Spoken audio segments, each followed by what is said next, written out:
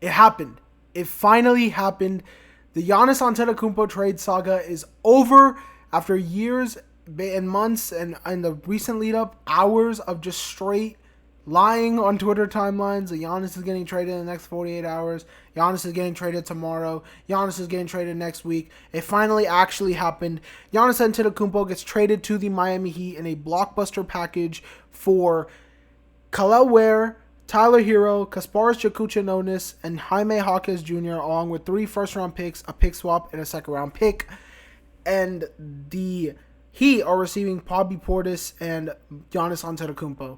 Now, for both teams, I'm going to break down what this trade looks like and what the outlooks on them are.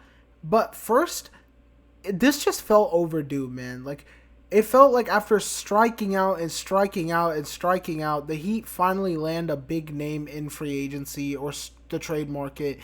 And it feels good that the Heat finally get their guy, but was it low-key an overpay? Because this move felt way out of desperation than out of necessity.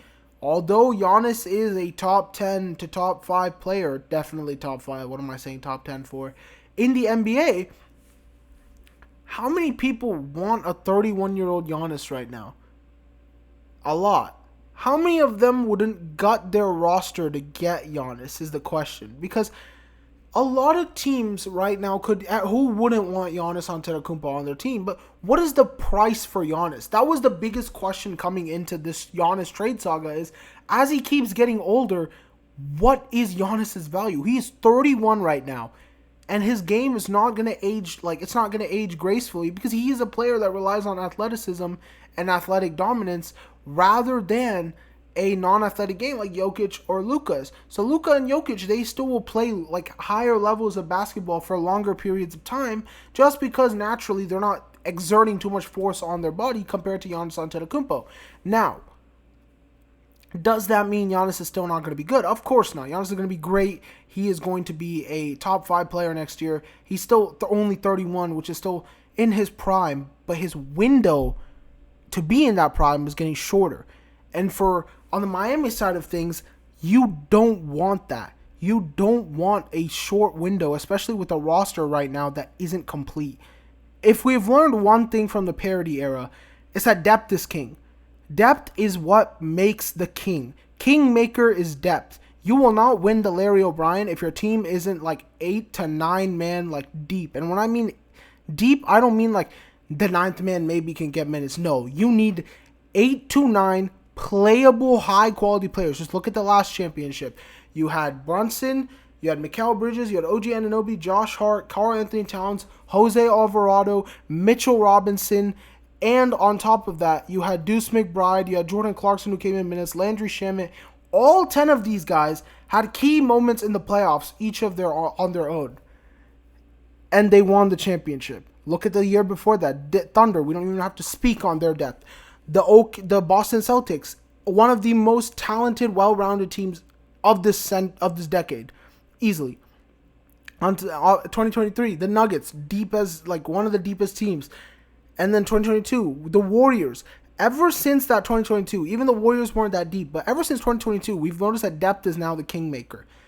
And I don't think this Miami team has the enough depth to be a championship caliber team. Your point guard right now is Davion Mitchell, and the backup is, I don't know. Literally, we do not know who the backup is. The shooting guard is Norman Powell, who is currently going to be a free agent, so you may not even re-sign Norman Powell. What's going to happen at the 2-guard position, we don't know. Your 3 is Andrew Wiggins, who I feel comfortable about. Your 4 is Giannis, and your 5 is Bam, and you're going to have, who's coming out? The Bobby Portis, and I think that genuinely might be it. So you're clearly lacking in depth, and you gutted a lot to get Giannis. You gutted about 4 players that low-key could get minutes on your team. And you gave up your future. You gave up a 2031 first-round pick unprotected and a 2033 protected pick, unprotected pick in the future as first-rounder as well. And you gave up your pick in this lottery. Do you know how much that is? That is 3 years of draft compensation of Miami Heat. 3 off-seasons worth of drafts in the first round for Giannis.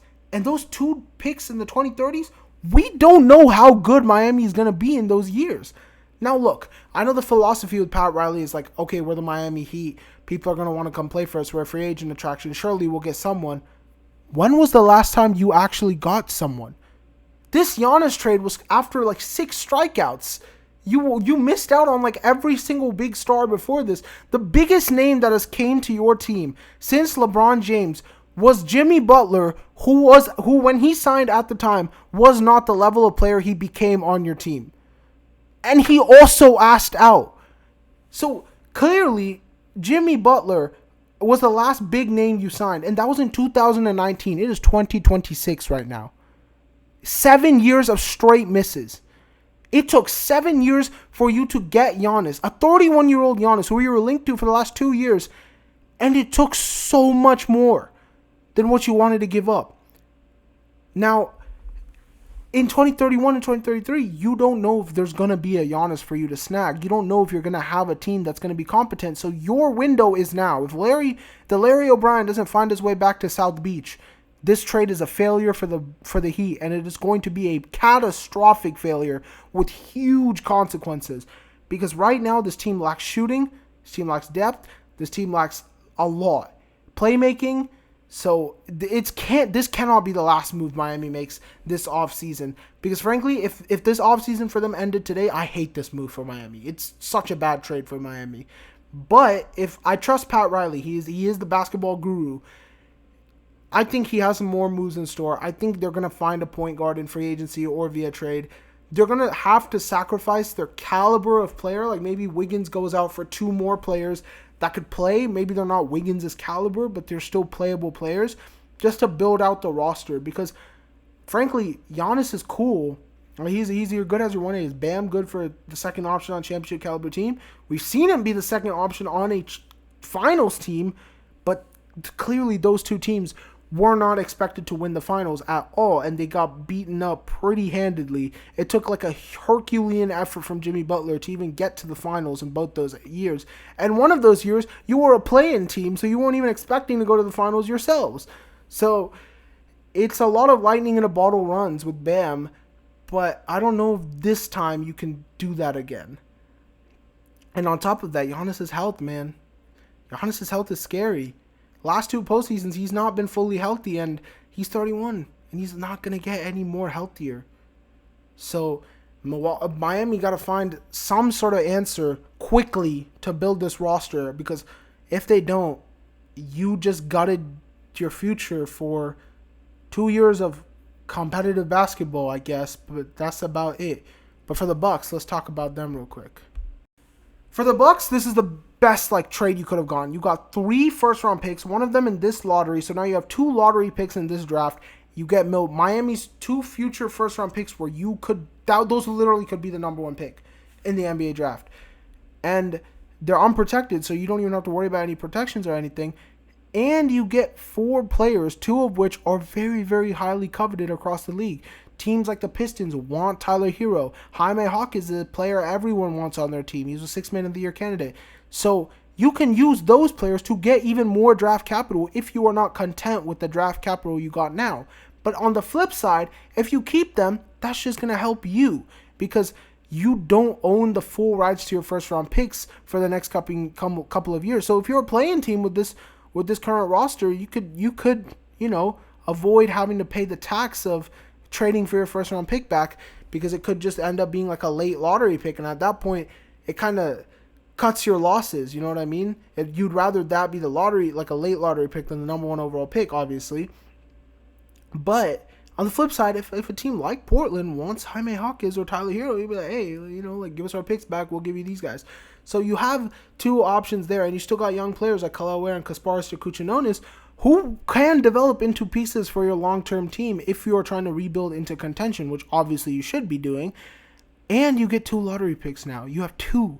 You can move up in the draft. Maybe Tyler Hero, the 2 lottery picks can get you into the top 10, into the top 7, into the top 6. I don't know what team would do it, but maybe that's a possibility. So for the Bucks, I think this is a very, very good trade. But I want to take some time and look back at the Giannis era too, because yeah, you got a championship, but other than that, didn't it feel kind of underwhelming? Outside of that chip, you had a lot of first round exits and a lot of just injury riddled years. But thank God Giannis gets that chip for y'all, because if he doesn't, this era just feels like a failure and this ending would have been horrible. But luckily, Giannis was able to drop 50 in a closeout game and get y'all that chip. But now this begs the question, was this the best offer you could have gotten for Giannis? Because as we all know, the Celtics were fielding, the Cavs were in the race, you had the Lakers, you had a mystery team as well. And let's go one by one. The Celtics, I don't think you should have traded with the Celtics. What were you going to do with Jaylen Brown? It was going to be the exact same situation that you have right now with Giannis as a superstar on a bad team. Not worth it. If you're the Cavs, I don't know if the Cavs give you Evan Mobley. If you got Evan Mobley, maybe that would have been a better option, because Evan Mobley is a building block for you for the future, but this is still comparable in terms of future assets and future value, because especially those 2030 picks, bro, those are going to be disgustingly valuable. And the pick swap. You have the rights to the first 3 years of the 2030s for Miami. So that's insane. But on top of that, let's talk about the Lakers. This is just a dumb offer. Like, it's just Lakers fans being the Lakers. And any other team, like, unless you're going to get Dylan Harper, I don't see an offer beating out this one. So for the Bucks, this is a way to cash out on your superstar, era-defining player. But for the Heat, man, risky overpay, risky gamble. You're going to have to win to prove me wrong. Hopefully, good luck to the Miami Heat, but I don't see them winning the Larry O'Brien just yet. They need some more moves.